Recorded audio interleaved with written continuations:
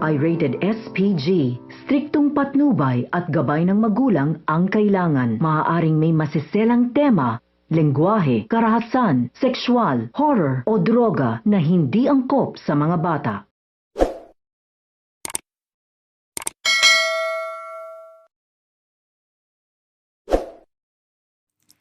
Hello mga kapuso and magandang hapon po sa inyong lahat.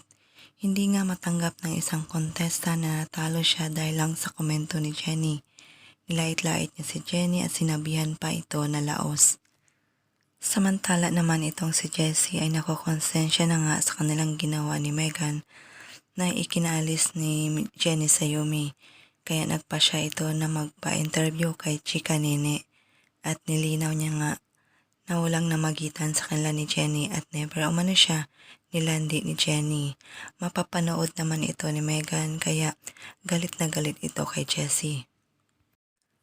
Samantala naman itong si Jenny ay lalo lang lumiit ang tingin niya sa kanyang sarili dahil nga doon sa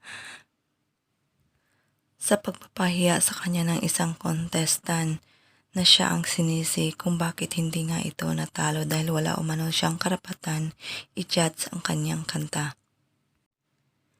Pero sinabihan siya ni Miss Bana na wala umano siyang panahon at ayaw niya mag-asaya ng panahon sa mga taong mahina ang loob. Pinapalakas niya nga guys ang loob ni Jenny para bumangon. Masinsina naman nag-uusap sina Dara at Monica.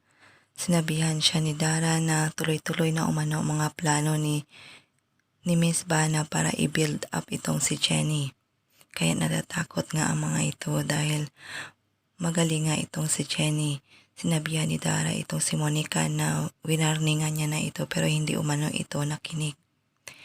Ayon naman kay Monica, kailangan alagaan niya umano ang Yumi para hindi umano ito matulad kay Dara na magsosolo. Kailangan umanong may gawin sila. Ano kaya ang binabalak nila para tigilan ang pagsikat muli ni Jenny? Lahat ng yan ay ating aabangan mamaya.